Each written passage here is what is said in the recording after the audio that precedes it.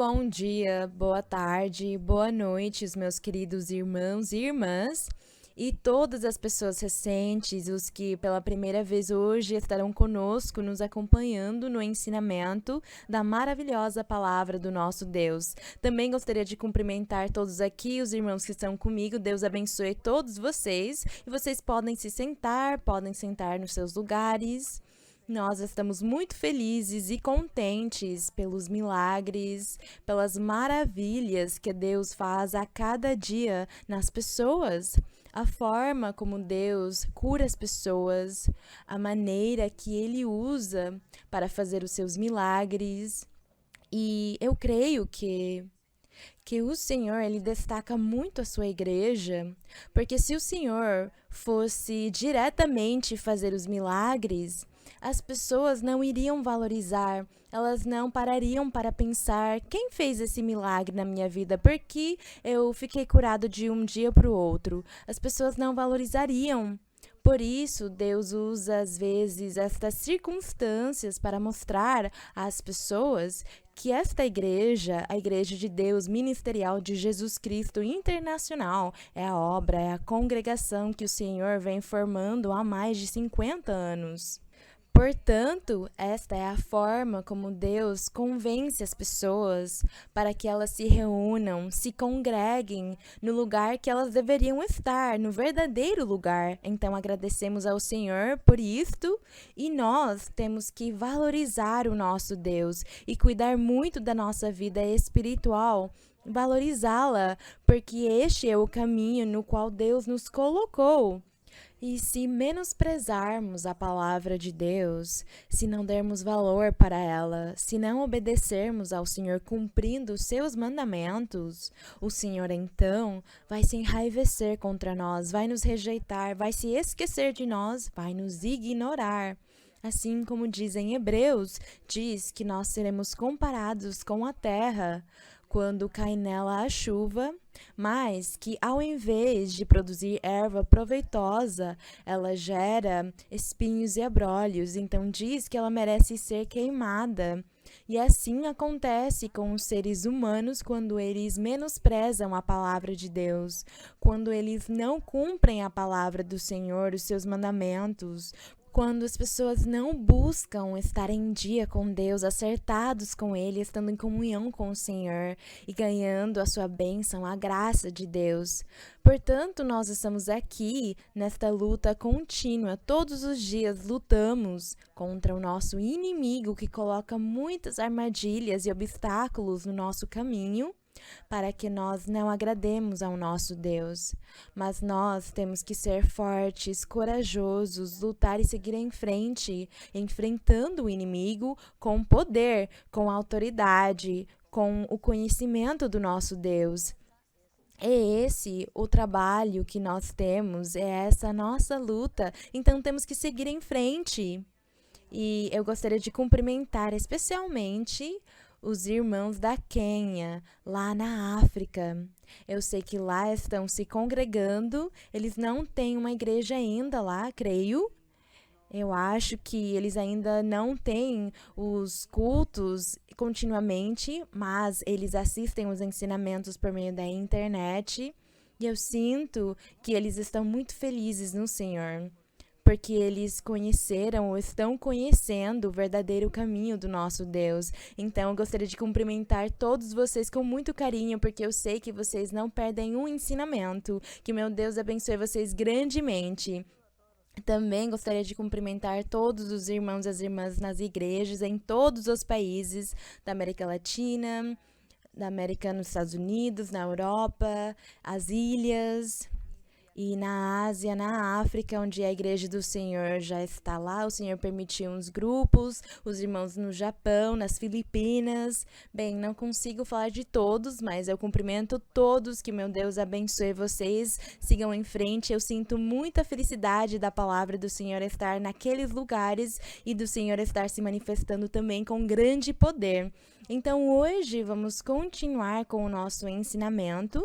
Nós estamos aqui lendo, a Epístola do Apóstolo Pedro, e hoje teremos de ler em 1 de Pedro, no capítulo 2, Nós vamos estar estudando ou analisando do verso 1 até o 25, o capítulo inteiro. Nele, nós estaremos encontrando muitos assuntos, provavelmente, mas mesmo assim, nos deleitaremos no Senhor e estamos prontos para aprender. É isso o mais importante, que nós aprendamos e que a palavra do Senhor possa chegar no nosso coração e que nós possamos praticá-la, praticar tudo que Deus nos dá. E aqui, em 1 de Pedro, no capítulo 2, diz: despojando-vos, mas eu vou voltar uns versos antes que nós lemos no ensinamento passado. No verso 25 do capítulo 1 diz: mas a palavra do Senhor permanece para sempre. E para os que dizem que a Bíblia já é um livro ultrapassado, que já é um livro que não serve mais, que não é para ler, há algumas religiões cristãs que dizem ser cristãs. Eles não leem mais a Bíblia porque acham que ficou ultrapassada. Eles começam a falar sobre psicologia, teologia, filosofias, falar sobre política e tudo o que está acontecendo na atualidade, no país, os assuntos relevantes. É disso que eles falam. Porque na visão deles, não faz mais falta ler a Bíblia, eles não têm mais o que tirar, aprender da Bíblia. O que vocês acham disso? Mas para nós aqui, achamos que o tempo não é suficiente para conseguir ler a Bíblia toda e meditar nela e encontrar os segredos escondidos de Deus, os seus mistérios.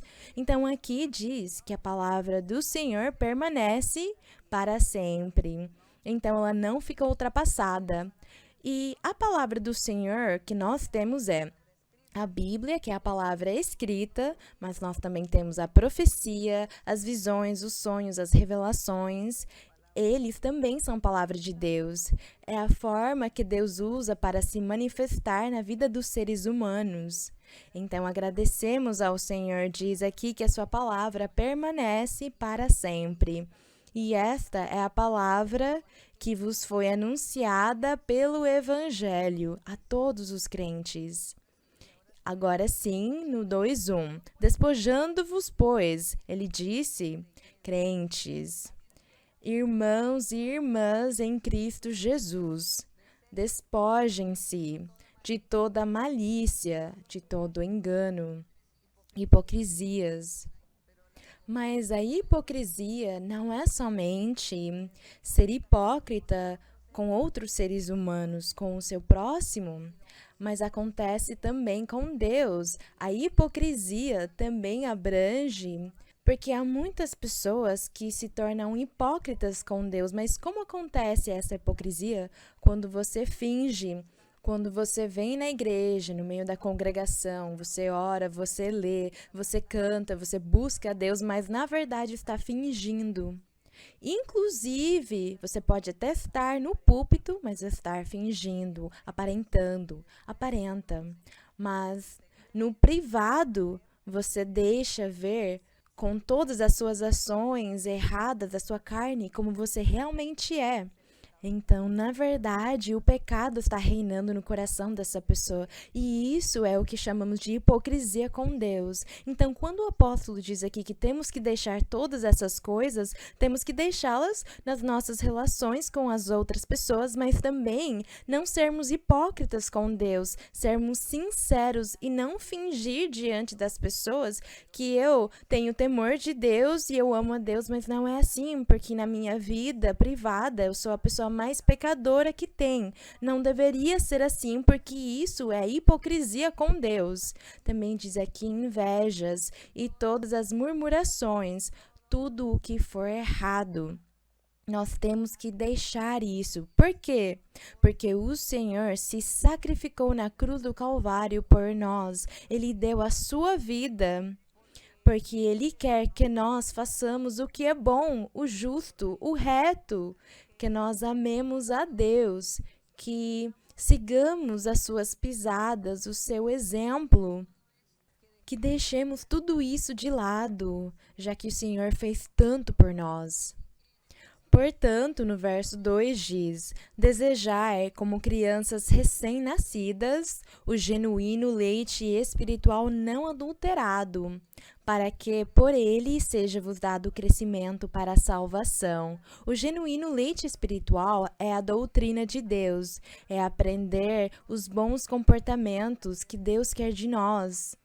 E conhecer os mandamentos, saber quais são os mandamentos, o que abrangem esses mandamentos, o que é o pecado e o que eu tenho que abandonar e deixar de lado para poder crescer na vida espiritual, para progredir, para progressar neste caminho.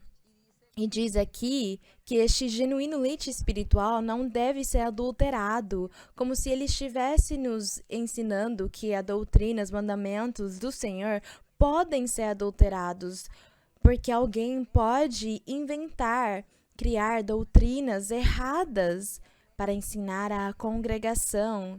É isso que significa o genuíno leite espiritual, não adulterado. Então, nós devemos sempre estar lendo a Bíblia, não vamos sair do que está escrito na Bíblia, não vamos sair deste livro.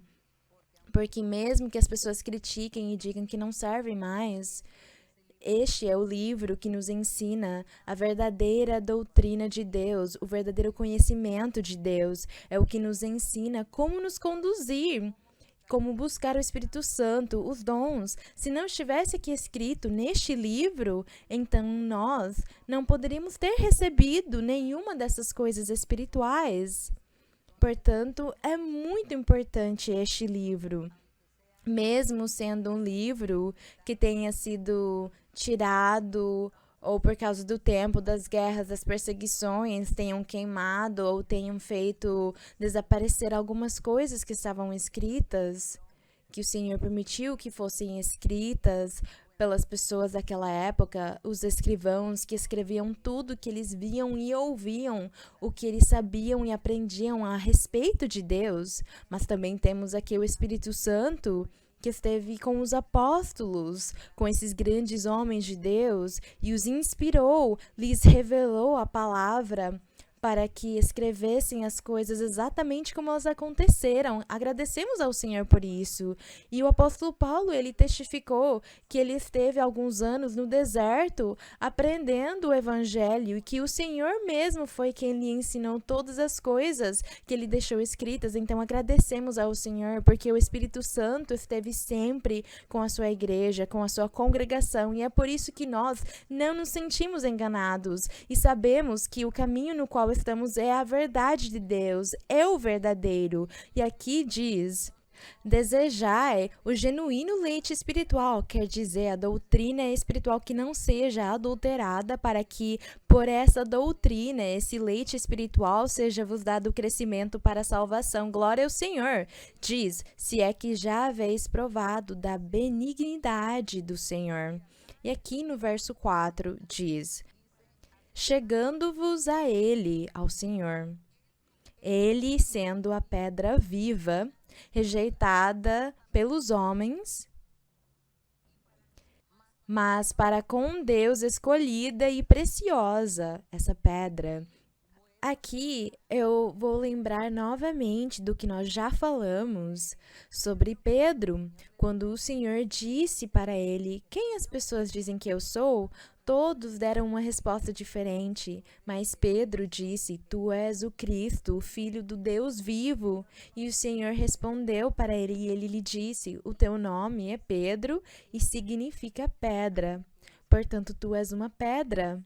Mas o Senhor lhe disse: essa pedra que és tu, essa pedra, na verdade, sou eu. Porque o Senhor foi a primeira pedra, a pedra principal. Por isso diz na Bíblia que ele é a principal pedra do ângulo da construção desse edifício chamado igreja. O Senhor é a principal pedra dele. Então, quando ele lhe disse: Pedro, tu és uma pedra, e sobre esta pedra, ele, na verdade, estava falando dele mesmo. Nesta pedra edificarei a minha igreja. Então, por isso, aqui o Senhor disse, pela revelação de Deus, ele disse que o Senhor Jesus Cristo é a pedra viva. a pedra angular da construção. E no verso 5 diz: vós também, como pedras vivas. Então, o Senhor, quando ele disse para Pedro, tu és uma pedra, ele não disse diretamente, eu também sou a pedra principal. Ele disse, sobre essa pedra eu edificarei a minha igreja. Logo no verso 5, nós nos sentimos orgulhosos quando diz que nós somos pedras vivas. Diz, como pedras vivas, sede edificados como casa espiritual e como sacerdócio santo.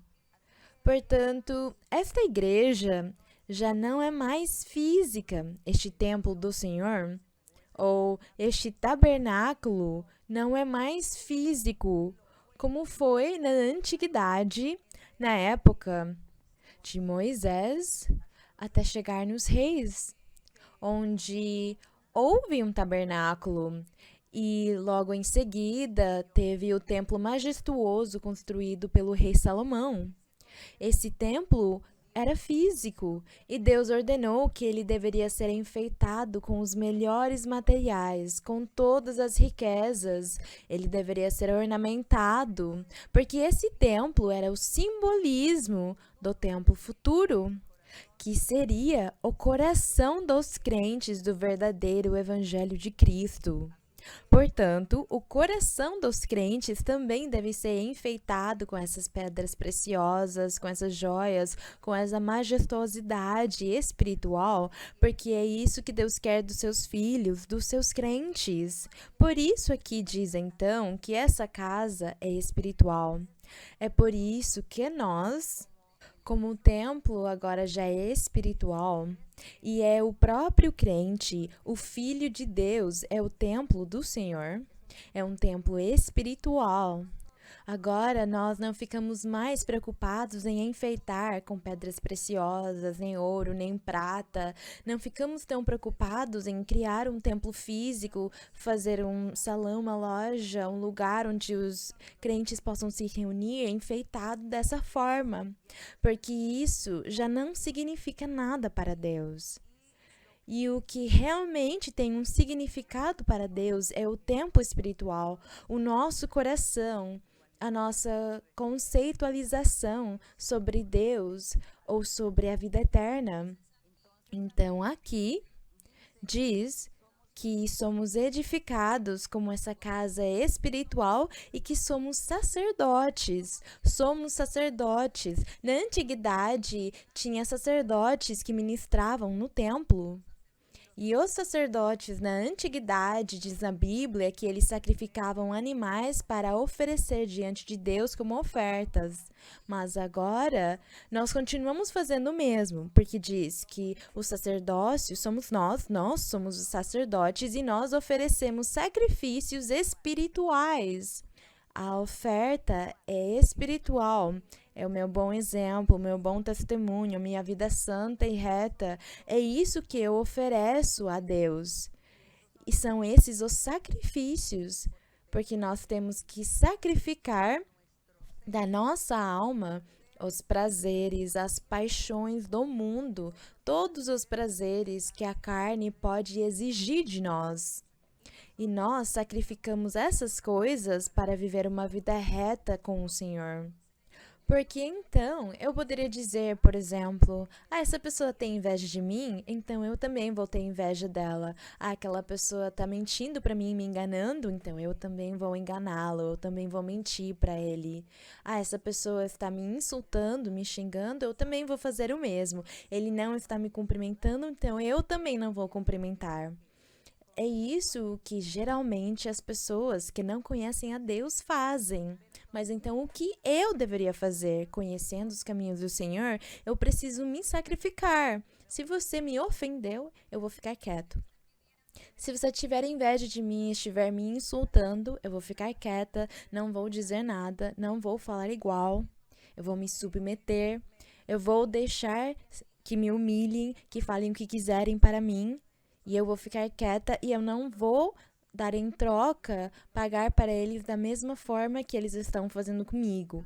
Aí eu estou sacrificando a minha carne, eu estou sacrificando os meus sentimentos, estou sacrificando até mesmo o meu orgulho, a minha autoestima. Eu também estou sacrificando nesse momento. O que mais eu poderei estar sacrificando? Muitas coisas. Talvez eu preciso me esquecer do meu orgulho, que eu preciso ser humilde, suportar e tolerar, porque eu preciso agradar a Deus.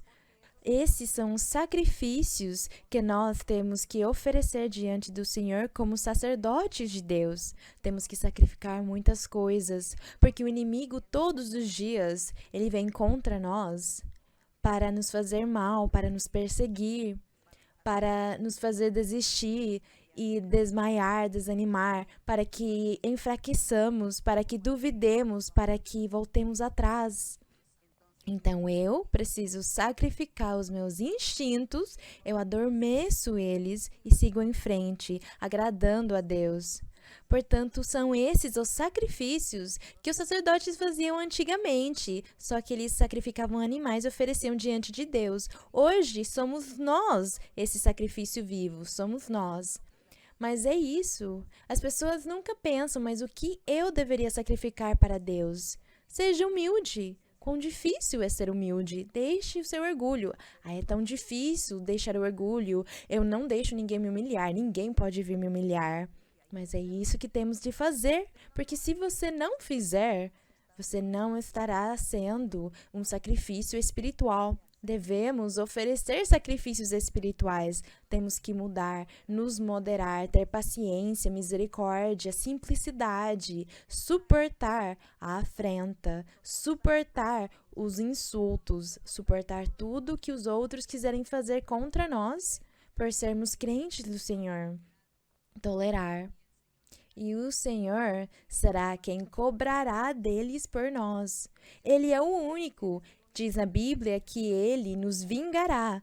Vingará tudo que fizerem contra nós, todo o mal que fizerem contra nós.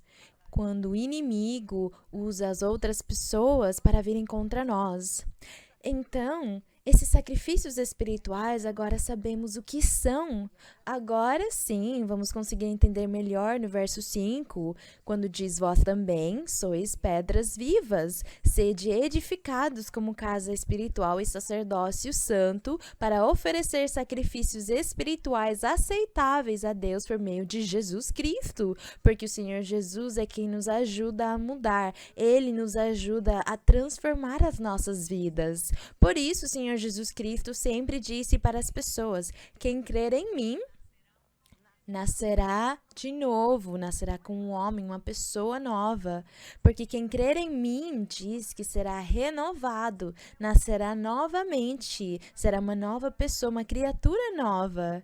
Diz, as coisas antigas se passaram, quer dizer, a sua vida antiga, a sua vida pecaminosa, a sua vida de maldade, de pecado, tudo aquilo morreu, ficou esquecido, e o Senhor faz dele ou dela uma criatura nova, que começa a se sacrificar com sacrifícios espirituais para Deus e mudou por ter crido no verdadeiro evangelho, ou ter crido no Senhor Jesus Cristo como Deus, como o Filho de Deus. Então, Ele faz essa obra em nós, e o que nós fazemos? Fazemos os sacrifícios espirituais, estamos os fazendo porque são constantes. Pensa, do que é que você gosta? O que há no mundo que te chama atenção? Aquilo que é mal, que é errado? É nisso que você deve refrear os seus instintos, deve se refrear. Assim você estará fazendo sacrifícios espirituais para Deus. No verso 6 diz: pois isso também está contido na Escritura. Eis que ponho em Sião, que é a mesma Jerusalém, é a mesma igreja, diz, a principal pedra angular, escolhida e preciosa, e o que crer nele, nessa pedra, não será envergonhado. Nós já dizemos que isso se refere ao Senhor Jesus Cristo, no verso 7. Para vós, pois, os que credes em Cristo, é preciosa. Ele é precioso. Mas para os que não creem no Senhor, a pedra que os edificadores rejeitaram. Quais edificadores? Diz aqui, a pedra que os edificadores rejeitaram veio a ser a pedra angular. Quais foram os edificadores da antiguidade? Na lei de Moisés, os profetas, os sacerdotes, os mestres, os escrivãos, os que liam a lei de Moisés a cada sábado. Todos eles liam a lei para o povo. E todos eles, esse grupo de sacerdotes, de levitas que estavam encarregados da parte espiritual, da parte do templo, dos ofícios do templo do Senhor ou do tabernáculo, eles a cada sábado liam a lei. Haviam também juízes, pessoas que julgavam os que cometiam infrações, os que não cumpriam os mandamentos. Havia até castigos físicos. Todos liam e diziam, por que você fez isso e aquilo? Por que nós vimos você recolhendo lenha no dia sábado? Nós vimos que você estava trabalhando no sábado, mas a lei diz que nós não podemos trabalhar no dia sábado. E eles começavam a ler a lei para as pessoas e implantar a lei, mas os próprios que ensinavam a lei não a praticavam. Eles abusavam do seu poder, da sua autoridade. Eles cometiam muitas infrações e ninguém os julgava. Contudo, eles forçavam o povo a cumprir a lei. Então, eles eram os edificadores que ficavam lendo a lei de Moisés aos sábados e observavam para ver quem fazia uma infração e os levarem presos ou os matarem. Assim como a mulher que diz na Bíblia que ela foi pega de surpresa no momento do adultério e foi levada diante do Senhor Jesus Cristo. Eu já falei do exemplo dela várias vezes. E disseram para o Senhor Jesus Cristo, na lei diz que uma pessoa assim, que for pega de surpresa no momento do seu pecado, do seu adultério, quando estão no ato, eles devem ser apedrejados, é o que diz na lei. Eles eram os edificadores. Naquela época, quando o Senhor Jesus Cristo esteve pregando, estavam os fariseus lá. E eram eles os que a cada sábado ficavam lendo e ensinando a lei. E eles disseram para o Senhor, nós pegamos ela de surpresa no próprio momento do adultério. E assim diz na lei, temos que apedrejá-la. Mas o Senhor Jesus Cristo olhou para eles pensando, vede esses edificadores. Diz que esses edificadores, quando diante deles se apresentou a pedra viva, eles a rejeitaram. E o Senhor, na sua sabedoria, disse para eles, quem estiver livre de pecado pode atirar a primeira pedra.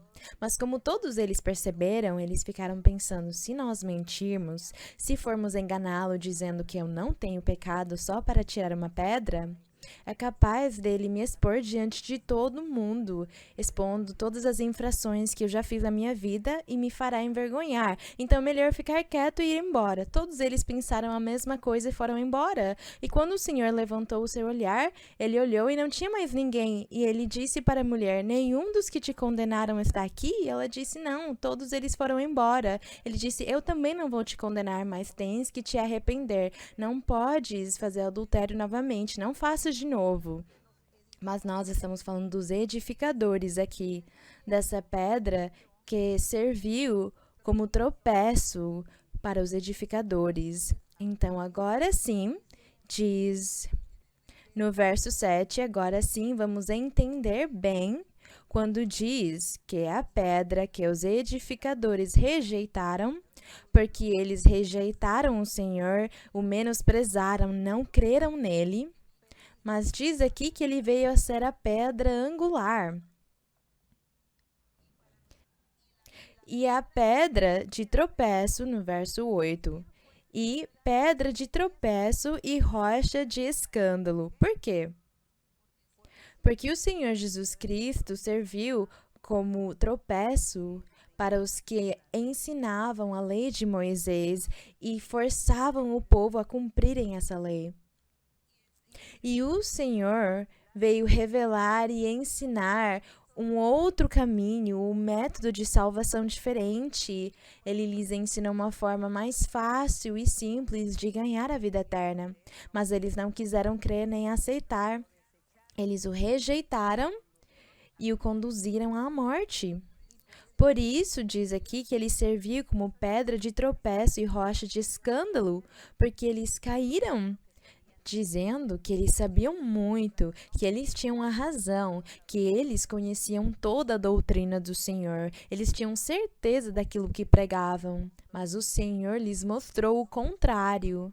Portanto, o Senhor os fez caírem na sua ignorância, na sua teimosia, na sua insensatez, rebeldia e dureza de coração. Então se cumpriu esta profecia que o Senhor deu ao rei Davi no Salmo 118 e a Isaías também, sobre a pedra que faz tropeçar.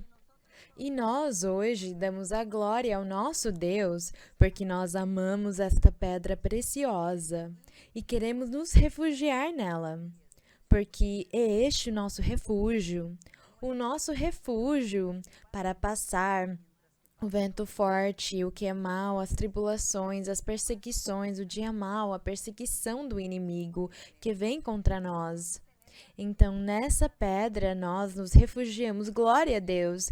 E diz, porque no verso 8 diz que o Senhor serviu como pedra de tropeço para todos os rebeldes e incrédulos, os insensatos, rocha de escândalo, eles tropeçam na palavra, na doutrina de Deus, sendo desobedientes para o que também foram destinados. Quer dizer que pela sua desobediência e incredulidade, eles foram destinados a perderem a vida eterna, a perderem as bênçãos do Senhor.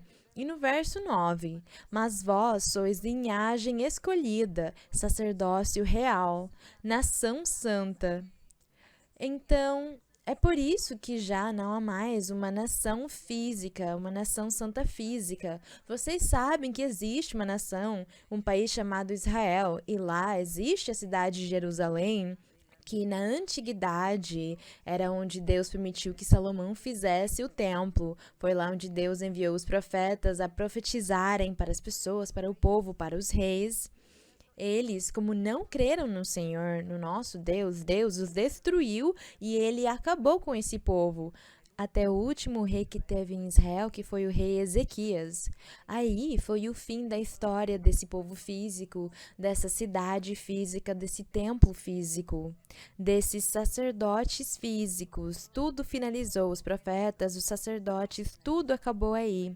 Mas o Senhor Jesus Cristo formou o seu povo novo, espiritual, o tabernáculo espiritual. Os sacerdotes também são espirituais, os reis são espirituais, o sacrifício é espiritual. E é isso que nós aqui estamos lutando para conseguirmos seguir em frente até o fim com esta investidura que Deus nos deu, porque Ele nos vestiu de reis e sacerdotes e estamos fazendo sacrifícios espirituais para honrar a Deus. Por isso eu vou ler o 9 de novo. Mas vós sois linhagem escolhida, sacerdócio real, nação santa, povo adquirido por Deus para que anunciais as virtudes daquele que vos chamou das trevas para a sua maravilhosa luz.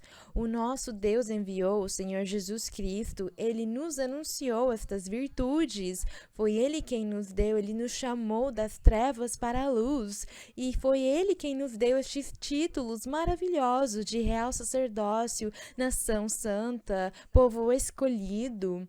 Então, o que houve na antiguidade já ficou esquecido. Agora, tudo é espiritual. O povo santo é espiritual. Glória ao nosso Deus.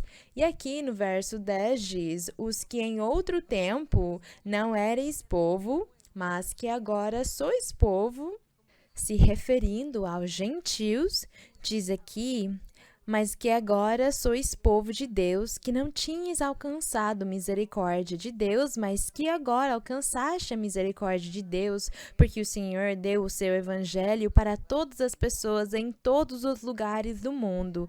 Todos têm a oportunidade de crer e ter a bênção de Deus, de se salvar e ter a vida eterna. Todos agora têm o direito disso. Então agradecemos ao Senhor também por esta sua misericórdia. No 11 diz: Amados, eu vos rogo, como a estrangeiros e peregrinos, que vos abstenhais dos desejos carnais que batalham contra a alma. Sim, como eu disse para vocês antes, os instintos da carne.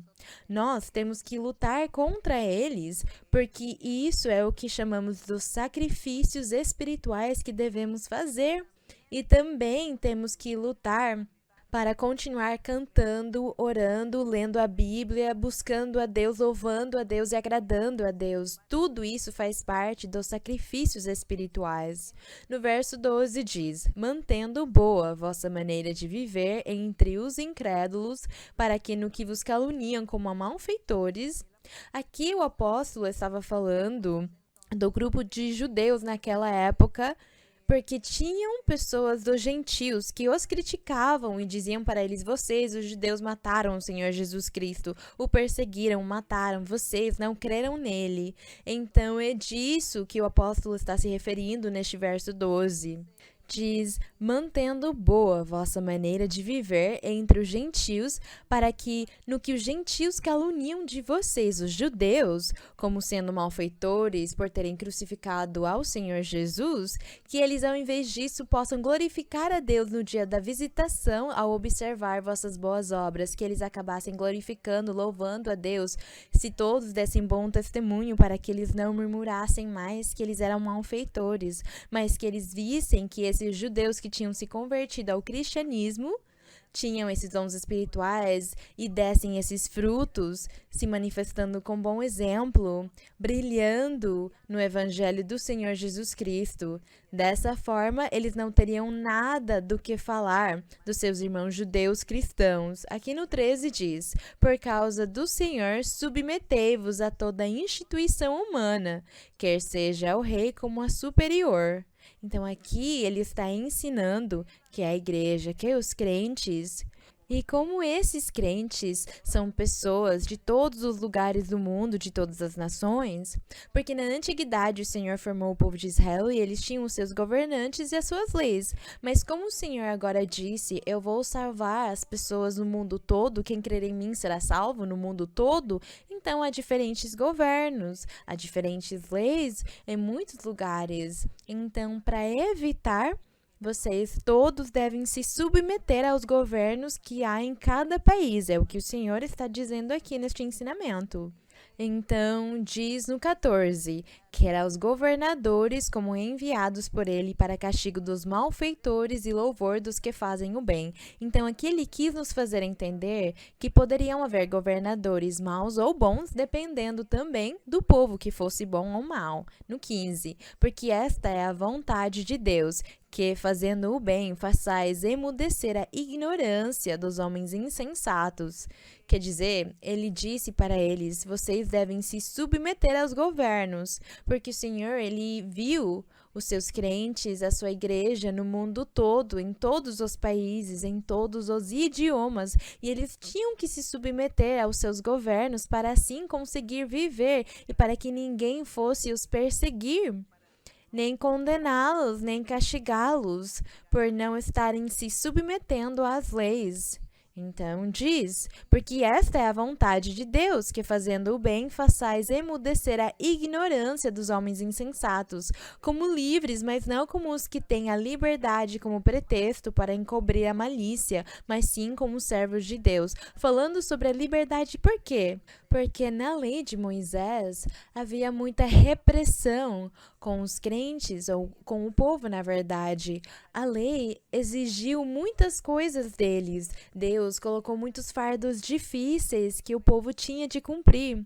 Mas é que o Senhor sabia que eles eram insensatos, rebeldes e que eles seriam desobedientes. Então diz na Bíblia que é por isso que o Senhor colocou fardos tão difíceis neles que eles não poderiam carregar. e, portanto, acabaram desobedecendo. Por isso diz aqui, como livres, mas não como os que têm a liberdade.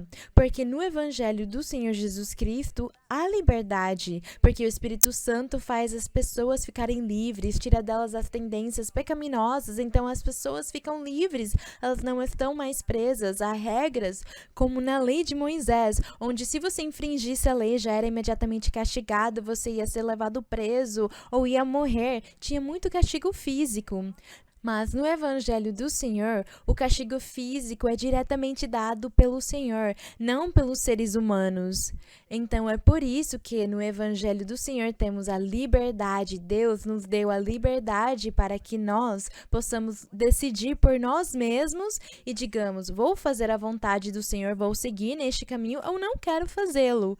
É essa liberdade, é esse o Evangelho. Então diz aqui como livres, mas não usando a liberdade como pretexto para fazer o que é mal, porque como a liberdade, então as pessoas começam a abusar dessa liberdade. E o que elas criam é uma libertinagem, que é o que Deus não quer, que nós vivamos nessa libertinagem, mas que nós vivamos uma vida santa. Diz no verso 17: honrai a todos, amai aos irmãos, temei a Deus, honrai o rei. Então, ele estava ensinando aqui o respeito ao governante. Servos, estais submissos com todo o respeito a vossos senhores. Aqui o apóstolo começou a ensinar mais especificamente sobre a vida do dia a dia das pessoas, porque provavelmente aqueles servos que já tinham se convertido ao Senhor, provavelmente já tinham os dons espirituais, eles quiseram se sublevar e desrespeitar os seus senhores. Então, ele disse aqui que eles não deviam agir dessa forma. Pelo contrário, eles tinham que respeitar. De servos, estais submissos com todo respeito a vossos senhores, não somente aos bons e tolerantes, mas também aos maus.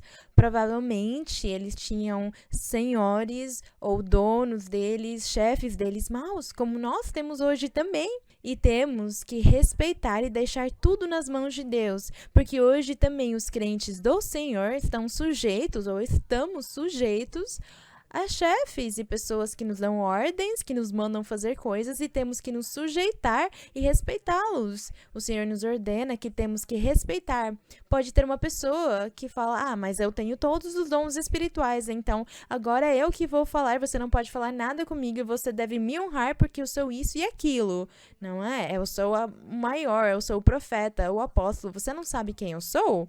E o Senhor disse não, aqui ele está nos ensinando sobre a humildade, a simplicidade, o bom comportamento diante dos outros, para que dessa mesma forma as pessoas creiam e vejam em nós um bom exemplo e creiam em Deus e as pessoas digam, esse aqui realmente tem a Deus, ela realmente tem a Deus. Então aqui está nos ensinando o comportamento certo a ter com as outras pessoas, principalmente as pessoas do mundo.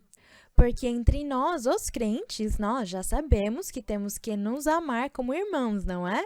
Por quê? Porque ao sermos irmãos, nós temos um Pai, que é o nosso Deus.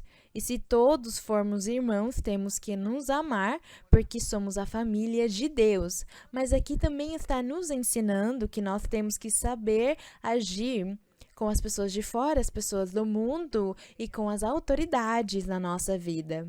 E aqui no verso 19 diz, porque isto merece aprovação, se alguém por causa da consciência para com Deus suporta tristezas padecendo injustamente, pois que glória há se, pecando, sois esbofeteados e o suportais? Mas, se fazendo o bem sofreis e o suportais, isso certamente é aprovado diante de Deus. Então, aqui ele está dizendo que as pessoas, os crentes, que estando na igreja e conhecendo as coisas de Deus, se tornam hipócritas com Deus e começam a pecar, por causa do seu pecado, elas acabam infringindo as coisas de Deus, se envolvem em coisas erradas com as pessoas do mundo, e aí vem o castigo na vida delas. Deus começa a cobrar o seu desordem, a sua bagunça, e então a pessoa fala, mas eu sou um crente na igreja e tudo que estão fazendo comigo, vão me levar preso, vão me julgar, vão me castigar, vão me sancionar. Mas não percebeu que isso aconteceu porque ela estava pecando. Por isso aconteceram essas coisas desagradáveis com as pessoas no mundo e tudo está dando errado. Então, aqui diz que não faz sentido nenhum. Se essa pessoa diz que está sendo esbofeteada e está suportando, ela deve pensar por que ela está sendo esbofeteada, porque ela estava fazendo uma coisa errada. Diz aqui que é melhor sofrer fazendo o bem, porque aí será Deus quem vai nos defender. É Deus quem vai nos defender, porque nós suportamos, mas estávamos fazendo o que era bom. Mas ele diz aqui que há alguns que estão fingindo, e aí então sofrem as consequências, sofrem o castigo do homem, do mundo. E dizem, mas Deus não é misericordioso, porque eu estou indo na igreja, vou na igreja, fui na igreja, mas então por que Deus permitiu que todas essas coisas feias, erradas, aconteçam comigo? Mas não reconheceu que ele estava falhando primeiro com Deus. Bem, aqui no verso 21 diz... Pois para isso fostes chamados, porque também Cristo padeceu por vós, deixando-vos exemplo a fim de que sigais suas pisadas. O Senhor Jesus Cristo fez o bom, ele foi justo, ele foi o homem perfeito, ele deu o exemplo primeiro, ele ensinou, suportou, tolerou as humilhações e tudo que fizeram com ele, até o levaram à morte, ele não protestou. Então diz aqui que nós temos que seguir esse exemplo, o exemplo do nosso Senhor Jesus Cristo, que ele realmente foi o homem que sofreu, foi condenado e ele não tinha feito nada de errado. Então nós também temos que seguir as pisadas do Senhor, para que, estando no mundo, não acabemos ouvindo de alguém, como já aconteceu algumas vezes, em diferentes lugares onde escreveram para mim e me disseram, irmão, o que você acha disso? Esse irmão que está há tanto tempo na igreja, irmão fulano, está preso, ele foi levado preso, a polícia prendeu ele e ele está na prisão. E todos angustiados, se perguntando o que aconteceu e por que aconteceu isso tão desagradável. Mas ao investigar é porque ele estava fazendo coisas erradas, estava fazendo coisas que não estavam certas. Sim, ele era da igreja, há alguns anos ele estava na igreja, mas começou a fazer coisas erradas, então mereceu o castigo que recebeu. Deus permitiu que ele fosse castigado e isso com certeza vai servir para que ele se arrependa. Então é isso que o apóstolo está dizendo aqui, que nós não devemos sofrer, não é? Que sejamos sacrificados e humilhados e que façam tantas coisas conosco, mas nós estamos pecando. Então, assim não dá. Se nós sofrermos, mas estivermos vivendo uma vida santa e reta com Deus, aí o Senhor vai nos ajudar, Ele vai nos fazer sair em frente, vai nos dar o triunfo. Mas não é para nós sofrermos perseguições do mundo, dos governantes, por causa de nós estarmos fazendo coisas erradas e fingindo na igreja. Vamos tomar cuidado com esses maus exemplos, com esse mau testemunho, porque isso não nos convém. O Senhor se enraivecerá e Ele vai nos desamparar, vai nos deixar sozinhos. No verso 22, o qual não pecou, o Senhor Jesus Cristo não pecou, nem se achou engano algum em sua boca, pois quando o amaldiçoavam, Ele não respondia com maldição, quando padecia não ameaçava ninguém, mas entregava-se ao que julga justamente, quer dizer, o nosso Deus. O Senhor Jesus, levando Ele mesmo nossos pecados em seu corpo sobre o madeiro, para que nós, morrendo para o pecado, vivamos para a justiça, e por suas feridas fostes sarados. Esse aqui é o melhor exemplo que está nos contando sobre o Senhor Jesus Cristo para que nós possamos o seguir. Diz no 25, porque éreis como ovelhas desgarradas, que não conhecieis a Deus, mas agora vos convertestes ao pastor e bispo de vossas almas. Portanto, ele merece ser honrado, ser louvado, ser adorado, que o Senhor seja venerado e que as suas bênçãos, as suas promessas que Ele nos fez desde o começo sejam valorizadas, porque nós estamos aqui diante da sua presença, recebendo bênçãos espirituais e materiais também. Nós temos sido guardados e protegidos por Ele e confiamos nele e andamos pelo mundo confiantes, sabendo que temos uma rocha na qual nós podemos nos esconder, nos refugiar de tudo de ruim que há na vida, que o nosso inimigo tente fazer contra nós. Mas é claro, quando nós estamos dando bom testemunho, somos bom exemplo, quando seguimos os passos do Senhor, fazendo o que Ele fez, nos comportando como Ele se comportou e seguindo o seu maravilhoso exemplo. Eu convido vocês então para crerem neste livro maravilhoso e para que vocês o leiam. Não deixem de ler a Bíblia, porque nunca vai ser demais ler a Bíblia. Há de se ler 1.000 vezes, se é necessário, e seguir em frente no nosso coração, guardando todo o conhecimento que Deus nos dá da sua palavra e nos corrigirmos, fazer a sua vontade, nos submeter ao Senhor e o agradar, porque Ele está conosco. Então, meu Senhor, abençoe todos vocês, que Deus esteja com vocês. Vamos orar ao Senhor. E na nossa oração, os que estiverem doentes, os que tiverem parentes doentes, pessoas da sua família, no hospital, na sua casa, na sua moradia ou dentro da congregação, levantem as suas mãos e peçam a Deus. Se vocês não podem levantar as mãos, coloquem no coração. Se não, simplesmente falem com o Senhor, falem para Ele sobre a situação que vocês estão passando, sobre a sua doença, sobre a sua dor, sobre tudo que vocês estiverem sentindo. Contem para o Senhor, falem com Ele e peçam a Deus, porque Ele está aqui, o Senhor está aqui conosco, nos ouvindo, o Senhor está olhando para nós. Também vamos pedir ao Senhor que Ele liberte as pessoas que estão sofrendo pelas bruxarias, pelas feitiçarias, pelas maldições, por todas essas doenças que realmente são espirituais, porque eles vão no médico e o médico não sabe o que há de errado com eles, porque é um espírito mau dentro do corpo da pessoa e isso também os faz sofrer. Vocês também peçam a Deus pelos seus parentes que você consegue ver que estão doentes por bruxarias e feitiçarias. Se você sente e sabe que fizeram uma bruxaria contra você, então peça ao Senhor para o guardar e o proteger. É assim que você deve orar ao Senhor. Vamos orar. Pai Santo, Pai Celestial, Eterno Deus, Pai do nosso Senhor Jesus Cristo, te agradecemos, Senhor, pela Tua palavra, te agradecemos por nos permitir conhecer este caminho.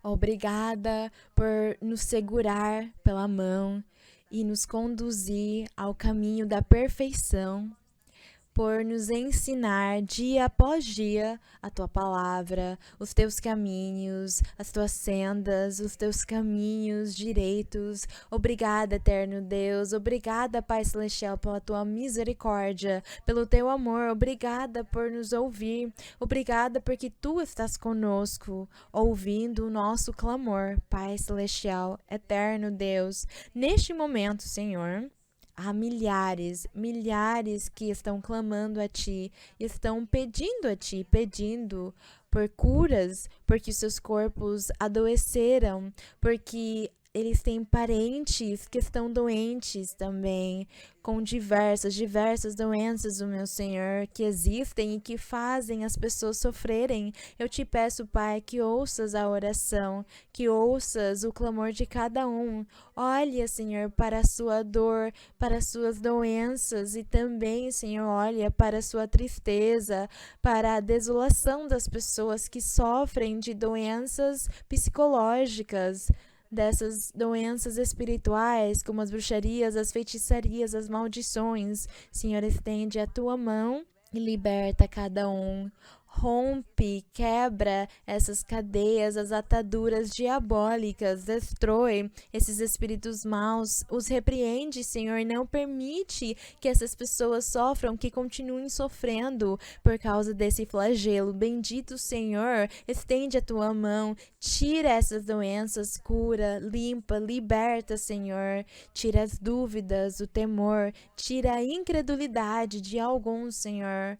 Abençoa cada um, liberta, limpa os corações, Senhor. Dá para eles sabedoria e inteligência para que possamos entender e compreender melhor os teus caminhos e seguir em frente, triunfando, levando frutos, apresentando diante da tua presença vários frutos, que o nosso trabalho seja frutífero. Bendito, Senhor, poderoso és tu, no nome glorioso de Jesus Cristo, teu Filho amado, nós te pedimos todas essas coisas, todas essas petições, Senhor. Pedimos a Ti, porque há muitos anelos, anseios do coração também, que as pessoas têm, que eles querem que Tu concedas, Senhor. Olha para as suas petições também, ouve a sua oração, olha para a sua tristeza, a sua necessidade. Obrigada, Pai, em nome de Cristo Jesus. Amém. Glória ao Senhor, bendito o nome do nosso Deus.